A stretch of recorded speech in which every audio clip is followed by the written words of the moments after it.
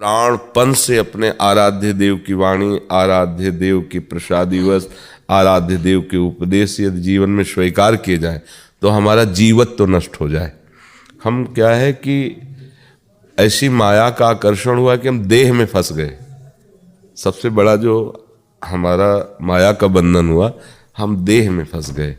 देह को मैं मान लिया और भोगों को अपने सुख का हेतु मान लिया। बस इसी में हमारी गलती बढ़ती चली गई। जो पापाचरण होता है, अधर्म होता है, वो देह को अपना मानने से होता है। गुरु को अपना मानने से, इष्ट को अपना मानने से धर्म की स्थापना होती है, धर्म से चला जाता है। और जब हम देह को अपना मान लेते हैं तो हम फिर गुरु की नहीं मानते, मन की मानते हैं। और जो मन की मानता है फिर गंदे आचरण होने लगते हैं, मदिरा पान करना आदि और भी व्यभिचार गंदे। इनसे क्या होता है, हमारी मन की मलिनता हमारे को दुर्गति पहुंचाती। भगवान ने गीता जी में कहा है, त्रिविधम नरकस्येदम द्वारम नाशन मात्मनः कामः क्रोधा तथा लोभा तस्मादेत त्रयम त्यजेत। यदि हम काम, क्रोध और लोभ इन तीनों को सह पावें तो इसी जन्म में हमें भगवत प्राप्ति हो जाएगी, नरक नहीं जाना पड़ेगा। इनको तीन को नरक का द्वार कहा है। त्रिविधम नरकस्येदम द्वारम नाशन मात्मनः, ये अपने स्वरूप को ढक करके दुर्गति कराने वाले हैं, काम, क्रोध, लोभ। अच्छा, इनकी सत्ता हम स्वयं देते हैं, स्वयं देते हैं। जब हम शास्त्र वाणी की आज्ञा का उल्लंघन करते हैं तो मनमानी जो आचरण होते हैं फिर उनमें बिगड़ते चले जाते हैं। अगर गुरुवाणी पर विश्वास करके उसके अनुसार चले तो हमारी सामर्थ्य नहीं, गुरु की सामर्थ्य से हम आगे बढ़ जाते हैं। गुरु की कृपा से हमारा कल्याण हो जाता है। मोक्ष मूलम गुरु कृपा। गुरु कृपा ही हमारे जीवन को दिव्यता से भर देती है। और मन की वृत्तियों में चल गए तो राक्षसी भाव आ जाता है, आसुरी भाव। बस उसमें फिर सब अशांति अशांति है। जितना हम अपने आराध्य देव में, अपने गुरुदेव में दृढ़ विश्वास और आज्ञा का पालन कर, उतने महान बनते चले जाएंगे। और जितना हम मन के अनुसार चलेंगे उतने ही हम गिरते चले जाएंगे, पतित होते चले जाएंगे। तो गुरुवाणी पर जो चलता है वो कोई वीर बहादुर होता, कायर पुरुष नहीं चल सकता। इसलिए जिसे आप सबकी वेशभूषा भी बहादुरों वाली ही होती है, अस्त्र शस्त्र से सुसज्जित, पर वैरागी हैं, अनुरागी है, भगवत मार्ग के पथिक हैं। पर वो इसीलिए कि हम कोई कायर नहीं है, कि ऐसा ना समझे कि मतलब बाबा जी का मतलब या भगवत मार्ग का पथिक हो। वैसे अगर तुम धर्म से नहीं चलते तो तुमसे निपटने के लिए हमारे अंदर सामर्थ्य भी है। गुरु साहब ने ये व्यवस्था इसीलिए की है कि जो धर्म से चल रहे हैं, अगर उनको कोई अधर्म के द्वारा सताना चाहे तो अपने जनों को इसीलिए तैयार किया है कि प्राण भले चले जाएं लेकिन उसका धर्म न जाने पाए। तो ये क्या हुआ, गुरुवाणी पर ही तो तैयार हुए हैं ना अच्छा, ये बाहरी अस्त्र हैं और अंदर के भी अस्त्र हैं। जो ज्ञान विज्ञान से संपन्न हो जाता है, गुरु कृपा संपन्न, उसे काम नहीं परास्त करता, उसे क्रोध नहीं परास्त करता, उसे लोभ नहीं परास्त। गुरु कृपा ऐसे उसे सजा के रखती है जैसे माँ अपने छोटे से बच्चे को दुलार करके रखती है। गुरु की कृपा हो जाए तो काल पर भी विजय पाई जा सकती है। और लोगों, ये काम, क्रोध या लोगों की तो बात जाने दो। इसलिए चाहे जिस संप्रदाय में हो, चाहे जिस भावना का उपासक हो, अपने गुरु के वचनों पे दृढ़ रहना सीखे और सदैव अपने गुरु के समान किसी को भी बैठालने की कोशिश न करे। गुरु की जगह केवल गुरु, बस ये बात चूक ना होने पाए तो जीत जाएगा वो। हम क्या करते हैं, गुरु की जगह मन को बैठाल देते हैं। नहीं, गुरु ने कहा ऐसे चलना है तो मन से पूछते हैं ऐसे चलना है, वो कहता नहीं ऐसे ऐसे चलो, बस फिर बिगड़ गए। और जो अपने गुरु को सर्वोपरि समझकर उनकी वाणी के अनुसार चलता है वो महापुरुष हो जाता है। एक बार हमने एक संत भगवान से सुना था कि एक गुरुदेव भगवान शिष्य को बहुत प्यार करते थे। तो उनके पुत्र ने कहा कि हम भी तो आपकी आज्ञा के अनुसार जी रहे हैं, चल रहे हैं, पर आपके पुत्र होते हुए हम आपसे वो प्यार नहीं पा रहे जो शिष्य पा रहा है। कारण क्या है? हुआ, मैं समय आने पर आपको बता दें। हमारी इच्छा है 2 चबूतरों का निर्माण करो। शिष्य से कहा एक वृक्ष के नीचे इसमें तुम चबूतरा बनाओ, और पुत्र से कहा यहाँ चबूतरा बनाओ, इसमें बैठेंगे हम। शाम तक बहुत प्रयास करके दोनों ने चबूतरा वृक्ष की जड़ के आसोपास बना दिया। शाम के उन्होंने देखा दोनों का ठीक नहीं है, बिगाड़ दो, बिगाड़ दिया। दूसरे दिन सुबह फिर आदेश किया, फिर बना। शाम के फिर कहा बिगाड़ दो तुम्हारे अनुसार। तीसरे दिन फिर कहा बना। जब तीसरे दिन कहा बिगाड़ दो तो पुत्र ने कहा महाराज आपको चाहिए कैसा, रोज बनवाते हो रोज बिगाड़ देते हो, आपको चाहिए कैसा। शिष्य की तरफ देखा कि तो उनका गुरुदेव जीवन भर यही कहते रहे तो हमारा कोई प्रश्न नहीं, हम तो केवल आपकी आज्ञा के अनुसार, जीवन भर आप आज्ञा कीजिए, जीवन भर बनाता रहूंगा बिगाड़ता रहूंगा, प्रश्न की जरूरत। तो पुत्र से कहा ये खास बात है इसमें, इसलिए हम इसको अधिक प्यार करते हैं। आज्ञा पालन, जो गुरु वाणी के अनुसार चलता है उसमें अहंकार नहीं होता। जो गुरु वाणी के अनुसार चलता है उसमें कोई विकार उसे पराजित नहीं कर सकता। गुरु कृपा कवच की तरह उसे सुरक्षित रखती है। तो ये जीवन बहुत दुर्लभ जीवन कहा गया शास्त्रों में। बस संत समागम करके संतों की सेवा से गुरु की वाणी में हमारी स्थिति हो जाए, जो हमारे गुरुदेव कहते हैं, जो गुरु साहब कहते हैं, जो वाणी जी कहती है, उसके अनुसार जीवन हो जाए तो चाहे वो गृहस्थी में रहे चाहे वो विरक्ति में रहे, दोनों को भगवत प्राप्ति हो जाती है। बस ये कि गंदे भोजन और गंदी बातें देखना सुनना और गंदे पेय पदार्थ पीना, ये न गृहस्थी में होना चाहिए न विरक्ति में होना चाहिए। कहीं किसी के अगर ये होंगे तो फिर बनावटी श्रद्धा आप रखोगे गुरु पर, लेकिन असली श्रद्धा नहीं होगी। क्योंकि अभक्ष पदार्थ खाने से, अभक्ष पेय पीने से और जो हमें नहीं देखना चाहिए वो दृश्य देखने से, आजकल जैसे यंत्र भी हैं, जो हमें नहीं करना चाहिए वो करने से हमारा मन मलिन हो जाएगा। और मलिन मन ना गुरुदेव को पसंद है ना आराध्य देव को। निर्मल मन जन सो मोहि पावा। तो हमें चाहे गृहस्थ में हो चाहे विरक्त में हो, इतना ध्यान रखना चाहिए कि कोई गलत आचरण, गलत भोजन, गलत संग और गलत दर्शन इससे बच जाए तो गुरुवाणी अपने आप पार कर देगी, कुछ करने की जरूरत नहीं पड़ेगी।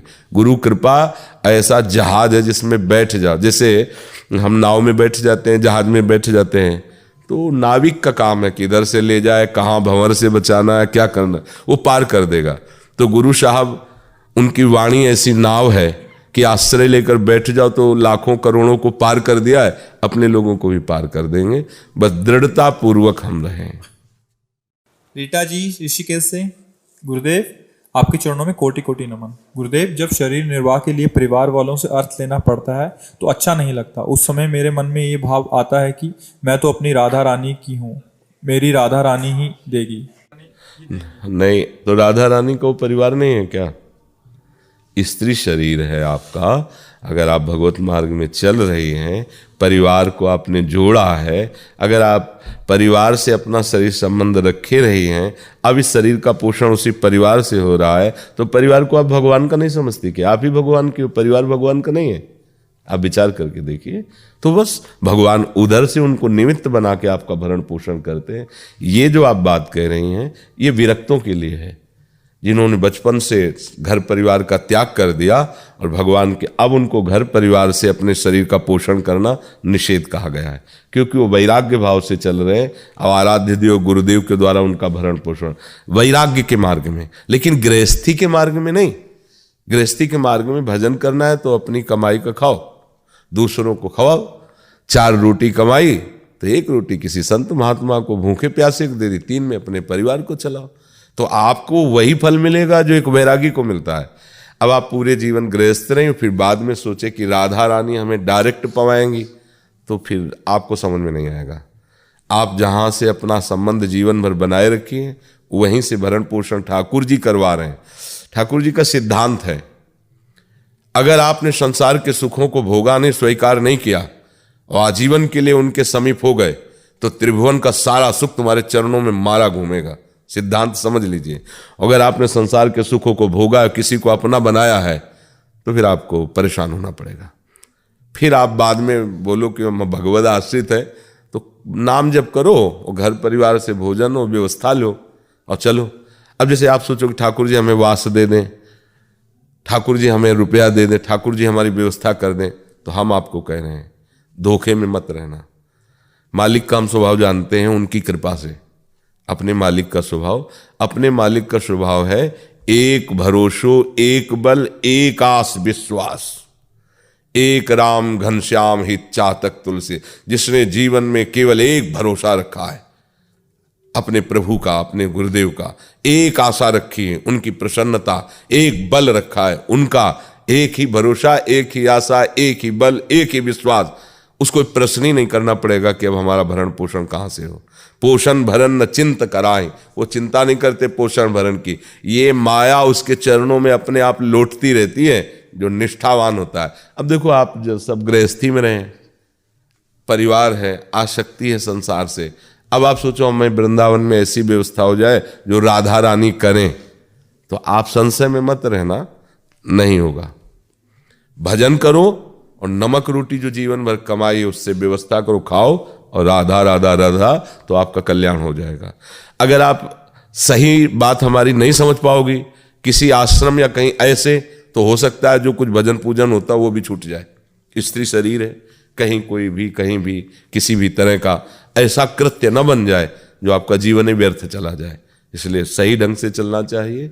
अपने परिवार का सपोर्ट जो मिल रहा है वो भगवान का ही सपोर्ट है, क्योंकि वो भी भगवान का जन। समझ में आ सके? हाँ, उसको ऐसा निगेटिव भाव में मत लेना। और कभी भी कहीं भी किसी भी आश्रम में इस तरह की कोई भी वृत्ति नहीं उनको समझनी चाहिए सामने वाले को कि आप परिवार से अलग, आप बिल्कुल ऐसा नहीं। देखो, जैसा हम कह रहे हैं उसको समझो, सर्वत्र भगवान है, पर व्यवहार में सावधानी की आवश्यकता है। स्त्री शरीर को किसी भी आश्रम में ऐसे नहीं, गृहस्थी धर्म से जो बहुत सावधानी से कहीं भी जाए। अगर हमारे पास 100 रुपया है तो हम उसकी व्यवस्था से 2 रोटी खाएंगे और अपना कमरा लेके अलग, ऐसे व्यवस्था। किसी के हम आश्रित ऐसे नहीं हो जाएंगे कि वो जो आज्ञा करें हम उसका पालन करें, नहीं। गुरु की बात मानी और अपने घर परिवार से अन्न लेकर और अपने घर परिवार की व्यवस्था से कमरा लेकर वृंदावन रहो, भले 2 दिन रहो, फिर चली जाओ, घर में जाओ, भजन करो, धर्म से रहो, भगवान मिल जाएंगे। यहाँ रही गंदी बातें हो गई, कोई गलती हो गई तो न शांति चित्त में रहेगी न परलोक बनेगा। जी गुरुदेव, औषधि के रूप में वृंदावन की किसी लता को तोड़ सकते हैं या नहीं? प्रार्थना करके ले सकते, जैसे हम ब्रजवासियों से भिक्षा लेते हैं ऐसे हम वृक्षों से भी लेते हैं। अगर हमें लगा कि 2 पत्ती हमें लेनी तो हम प्रणाम किया और भिक्षा के रूप में ले लिया, कोई परेशानी नहीं। हाँ, वृक्ष को काटना, ये कहीं के भी वृक्ष, ये तो भगवान का धाम है, कहीं के भी वृक्ष आदि को। आज क्या हो रहा है कि देखो लताओं का हनन हो रहा है, वृक्षों का जैसे हनन हो रहा है, तब देख लो ऑक्सीजन की कमी हो रही है। हाँ, कितना परेशानियां बढ़ती चली जा रही हैं। आप जितना प्रकृति को नष्ट करते जाएंगे आप उतने परेशान होते चले जाएंगे। अन्न की उपज अधिक हो रही है लेकिन उसमें सामर्थ्य कम होती चली जा रही। खाद और ये सब दुनिया की चीजें पढ़ने से उसमें सामर्थ्य नहीं। अब नए नए जवान हैं, चश्मे की जरूरत हो गई, ब्लड प्रेशर हाई लो हो रहा है, शुगर हो रही, दिल की परेशानी हो रही, डिप्रेशन में, ये सब क्या हो रहा है? ये सब क्या हो रहा है?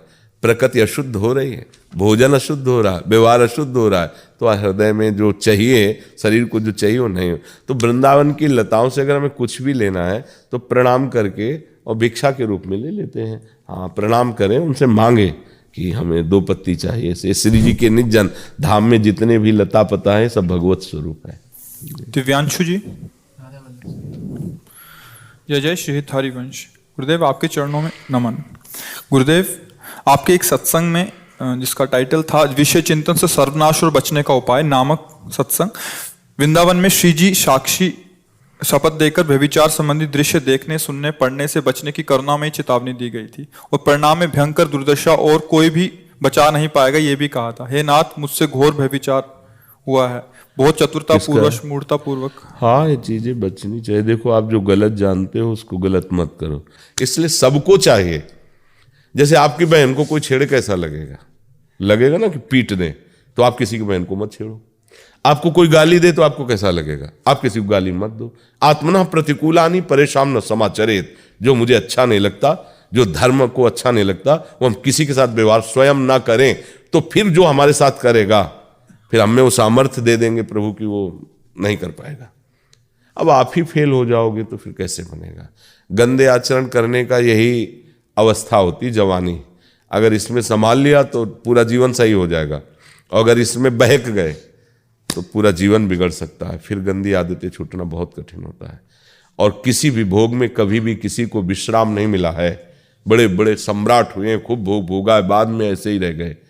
तो अगर धर्म से चलोगे तो भोगों से वैराग्य हो जाएगा, प्रभु की प्राप्ति हो जाएगी। अधर्म से चलोगे, भ्रष्ट होते रहोगे, कभी कुछ नहीं मिलने वाला। व्यभिचारी को कभी कुछ नहीं मिलता, शुभ गति नहीं मिल सकती। व्यभिचारी को शुभ गति नहीं, व्यभिचारी का क्या हाल होता है जगत में देख रहे हो।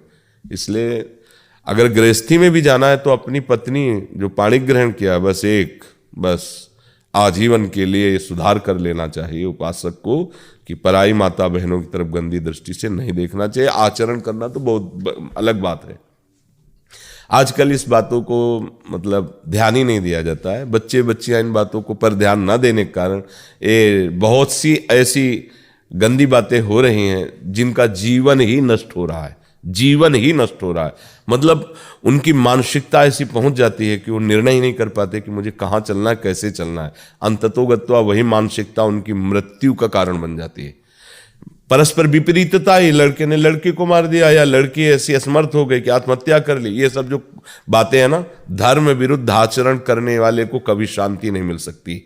धर्म विरुद्ध आचरण करने वाला दुर्गति को प्राप्त होता है। आज भले तुम्हें फलता फूलता नजर आवे, कल जब उसके कर्म का परिणाम आएगा ऐसी आग लगेगी, कुछ नहीं बचेगा। रहा न को कुल रोवन ही हारा, जिसने अधर्म किया उसके। रावण जैसा कोई बलवान था क्या? बंदर लात मारते थे उसकी खोपड़ी में, जैसे फुटबॉल खेला जाए ना, काट काट के भगवान ने खोपड़ियां फेंक दी थी उसकी। तो फुटबॉल में जैसे लात मारा जाए जैसे, तब मंदोदरी विचार कर रही है वही मेरा पति रावण जब चलता था तो लोकपाल कांपते थे। और आज राम विमुख हाल तुम्हारा, रहा न को कुल रोवा निहारा। कोई परिवार में आंसू बहाने वाला नहीं बचा। ये भगवान से विमुख अधर्म में चलने वाले की गति होती है। तो अभी बच्चा संभल सकते हो, संभल जाओ। तुम स्वयं जानते हो गंदी बात क्या है, उसे मत करो। तुम्हारे अंदर भगवान है, तुम्हारे अंदर भगवान की सामर्थ्य है, उसे जागृत करो और अच्छे कामों में लगाओ, बुरे कामों में क्यों लगाओ। भाई आपके पास वाणी है तो गाली क्यों दो, मृदु वचन बोलो ना। आपके पास कान है तो अच्छी बातें सुनो, दूसरे की निंदा क्यों सुनते हो। आप में बल है तो परोपकार करो, काहे को उसको व्यर्थ में गंदी बातों में क्यों नष्ट करो। समझ रहे ना। भरत जी, राधा वल्लभ श्री हरिवंश। गुरुदेव आपके चरणों में कोटि कोटि प्रणाम। गुरुदेव भगवान, जब भगवत कृपा हुई तो आनंद राधा नाम में, स्वाद और नशा, ज्ञान, वैराग्य, साधुता और भी बहुत कुछ इस जीवन में आया। बाद में कई बार फिसला और कई बार गिरने के बाद हृदय में ये समझ आया कि जो भी साधन हो रहा है। पहले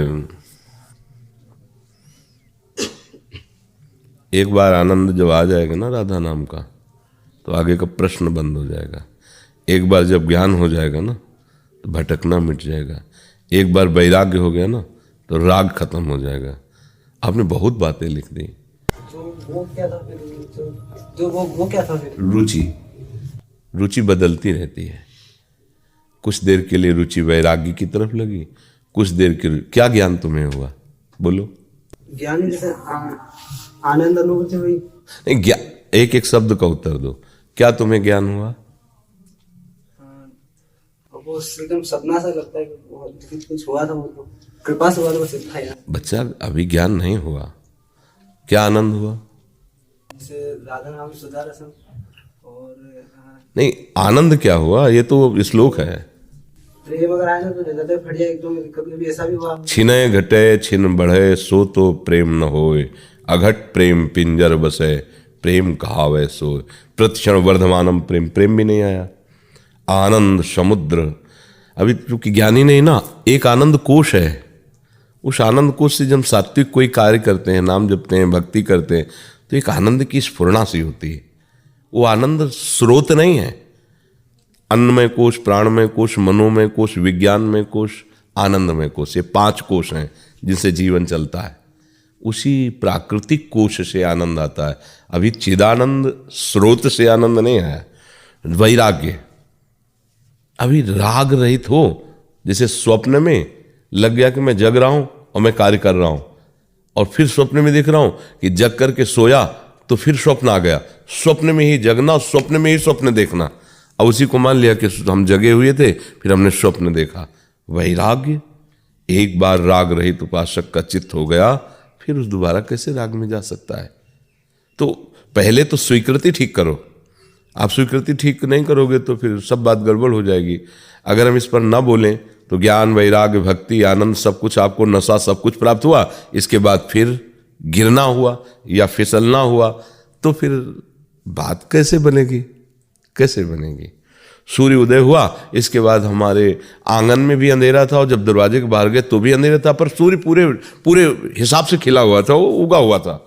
तो आदमी क्या कहेगा आपको, यही कहेगा ये तो सूर्य को इसने समझा नहीं, हाइलोजन को सूर्य मान लिया होगा, लेकिन सूर्य को तो नहीं। सूर्य आते ही अंतर की कोठरी तक में अपने आप उसमें प्रकाश आने लगता है। सूर्य आने के पहले ही अंधकार नष्ट होने लगता है। ज्ञान, वैराग्य, भक्ति, प्रेम, आनंद, ये तो बच्चा बहुत बड़ी उपलब्धि है। इसके प्राप्त होने के बाद कुछ प्राप्त करना बाकी नहीं रहता। जैसे विषय तो था पर है ना एकदम जो घसीटा ना, बच्चा, इसे रुचि कहते हैं, रुचि।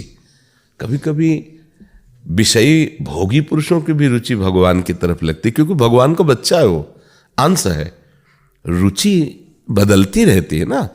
बोले अभी तक तो आप दाल पाते, बोले हमें सब्जी में रुचि हो गई, खान पान व्यवहार सब, आज से हमारी तुम्हारी रुचि खत्म, हम तुमसे प्रेम नहीं करेंगे। ये रुचि कहा जाता है, लौकिक भाषाएं। आपने जो शास्त्रीय शब्दों का प्रयोग किया ना, ज्ञान, वैराग्य, भक्ति, आनंद, प्रेम, अरे बच्चा ये तो बहुत बड़ी उपलब्धि। इसके बाद संसार थोड़ी रहता है, इसके बाद माया नहीं रहती, प्रभु ही प्रभु रहते हैं। तो ठीक से चलो, नाम जप करो, दीर्घ काल तक नाम जप करो, जहां तक हो सके अपने को संयम में रखने की चेष्टा करो। जहां संयम से फिसलोगे फिर तुमको एक क्लेश, अशांति, फिर निरुत्साह, और ऐसा लगेगा क्या करूं, बार बार हार जाता हूं, शायद मैं नहीं जीत पाऊंगा, ऐसी भी भावना आने लगेगी। बिल्कुल नहीं, तुम भगवान के अंश हो, हर शक्ति तुम में विराजमान है। तुम बार बार प्रयास करो, एक बार फिसले, 2 बार फिसले, 100 बार फिसले, लेकिन एक दिन तो चढ़ ही जाओगे ना। क्योंकि जो आदमी जहां से फिसलता है और थोड़ी भी बुद्धि रखता है तो समझता है क्या कमी मैं यहां से फिसल रहा हूं, तो एक दिन उसको अपनी कमी समझ में आ गई तो आगे निकल जाएगा। हारना है नहीं, और नाम जब निरंतर अभ्यास करते हो सब ठीक हो जाएगा। प्रवीण त्रिवेदी जी, आपका। राधा वल्लभ श्री हरिवंश, गुरुदेव आपके चरणों में प्रणाम। गुरुजी, आज से 3 वर्ष पूर्व हित धाम में आपकी शरणागति प्राप्त हुई थी। आपने कहा था कि 18 लाख शरणागति मंत्र का पुरुषचरण करना, सो मैं 3 वर्ष से शरणागत मंत्र एवं आपकी बताई गई उपासना कर रहा हूँ। सो अब आपसे प्रार्थना है कि निज मंत्र। अभी निज ही नहीं हुए हो आप, ने? डॉक्टर देख के बताता है स्वस्थ हुए कि अस्वस्थ हो, अभी निज नहीं हुए। जपते रहिए शरणागत मंत्र और हमारी दृष्टि में आते रहिए, फिर हम बताएंगे कि अब आप निज हो रहे हो।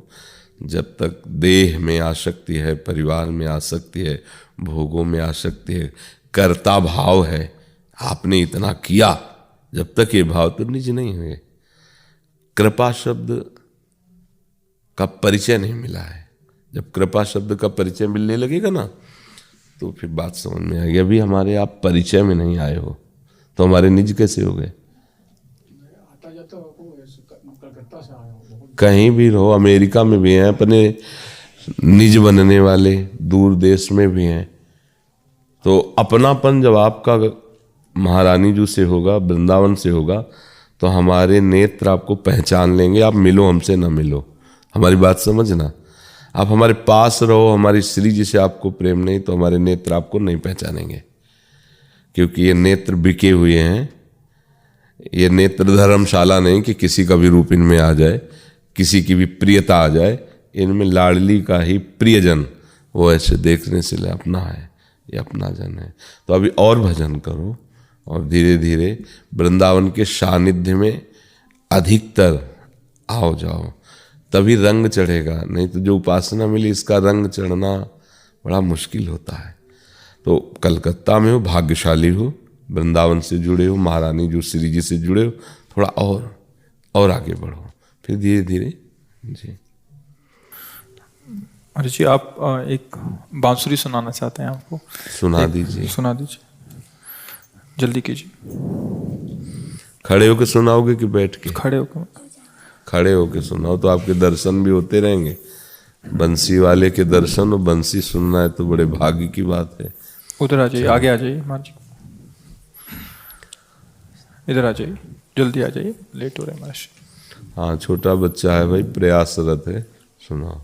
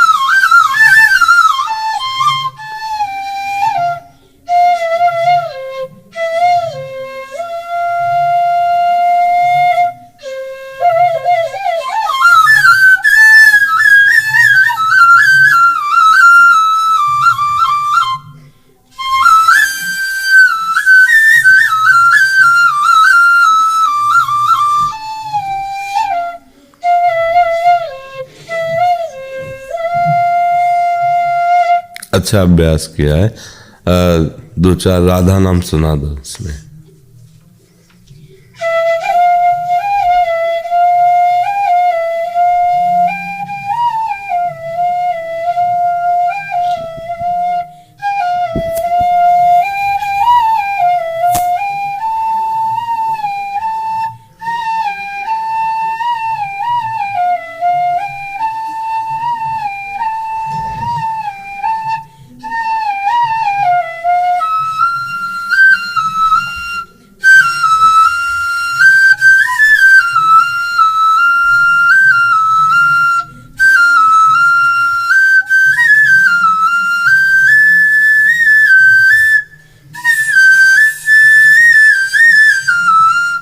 ठीक, बहुत सुंदर। ऐसे अभ्यास करते रहो, ठीक है। जी इनको कहता है कि मेरे को अहंकार हो जाता है, बांसुरी बजा- वो भी समर्पित करते रहना। जहाँ अहंकार होने लगे ना तो उसको प्रभु के चरणों में समर्पित करते रहो। जैसे अहंकार हुआ मैं अच्छी बांसुरी बजा लेता हूँ, तो बंसी वाले के चरणों में समर्पित कर दो, आप देख लो वो ठीक कर देंगे। सदैव अपने से बड़ों को देखा करो तो अहंकार नहीं आएगा। आप देखो बड़े लोग जो बजाते हैं बंसी, आप देखो ऐसा तो आप नहीं बजा पाते ना। तो अगर अपने बड़े, सबसे बड़ा बंशी वादन त्रिभुवन में कोई जरा सा भी सीखा है तो आचार्य श्री कृष्ण से ही सीखा है। सबके गुरु हैं श्री कृष्ण, सब लीलाओं के, सब वाद्यों के, नृत्य के। आज तक कोई ऐसा नाचने वाला नहीं नृत्यकार हुआ। विरोधी सर्प कालिया के फड़ों पर नृत्य कर रहा है हमारा ठाकुर, वो विरोध में है। कोई ऐसा नहीं कि आनंद से खड़ा कि नाच लो महाराज, विरोध में है। और ताल से नृत्य हो रहा है, ऐसा नहीं कि वैसे जो फण उठाता है एक धमक में उस खून फेंक देता है और नृत्य कर रहा है ठाकुर, फणों के ऊपर नाच रहा है। कैसा उसकी समानता। तो जब कभी तुम्हें अहंकार आओ कि मैं बंसी अच्छी बजा लेता हूँ, तो पहले भूतल के बड़े बड़े बंसी वादनों की तरफ वृत्ति ले जाओ, कैसी उनकी बंसी है, फिर बंसी वाले की तरफ ले जाओ। जहाँ काम ना चलता था तीर और कमानों से, विजय नटवर की वहाँ होती थी बंसी की तानों से। गजब की बांसुरी बजती थी वृंदावन बसैया की, करूँ तारीफ मुरली की या मुरलीधर कन्हैया की। उसकी बांसुरी का चमत्कार, लकड़ी भी गीली हो जाती थी। गोपियाँ कहती थी जिस समय हम रसोई बना रहे महाराज उस समय मत बजाया करो। परेशानी क्या है? तो सुनती रहो। बोले ये परेशानी की लकड़ी भी गीली हो जाती है, आग बुझ जाती है, यमुना जल प्रवाह होना बंद हो जाता है, वायु रुक जाती है, सूर्य की गति रुक जाती है, चंद्र की गति रुक जाती है, खगमृग पशु पंछी मानो मौन व्रत धारण की हो, सबके अशुभ प्रवाह। लालजू जब बंसी बजाते त्रिभुवन समाधिस्थ विक्षिप्त हो जाते हैं, विक्षिप्त समाधिस्थ हो जाते हैं। कहाँ बंसी का अभिमान आप करोगे? ठीक है ना, ऐसी बातें सोचा करो तो अभिमान नहीं आएगा। मैं आपको सुनाना चाहता हूँ, बीच में मैंने बंसी छोड़ दी थी महाराज। नहीं, आप हमारे लिए तैयार करो, जब आपको तैयार कर लो, अब जैसे दूसरी ध्वनि तो फिर आप सुना जाना, ठीक है? आप तैयार करो और अच्छे बच्चे बनो। अहंकार जब आवे तो बड़े गुरुजनों को देखो कैसे वो बंसी बजाते थे, ऐसे ऐसे, ठीक है? महाराज जी मेरी और मेरी मम्मी का आपके अलावा कोई नहीं है महाराज जी। हाँ। हमारा कोई बल हो तो कृपया उसे हटाइए। हाँ बिल्कुल ठीक बात है, ऐसा ही भाव रखना चाहिए। हमारा भी कोई बल नहीं है, श्री जी हैं, उनके सिवा हमारा भी कोई नहीं। तो हम सब श्री जी के हुए, उन्हीं के बल से हैं, है नहीं? जैसे आप हमसे कहते हो ऐसे हम अपने गुरु जी और श्री जी से कहते हैं, हमारा भी कोई बल नहीं है। आपकी कृपा से ही हमारा जीवन है, आपकी कृपा ही हमारा भजन है, आपका कृपा ही हमारा बल है। ऐसा ही करना चाहिए, ठीक है?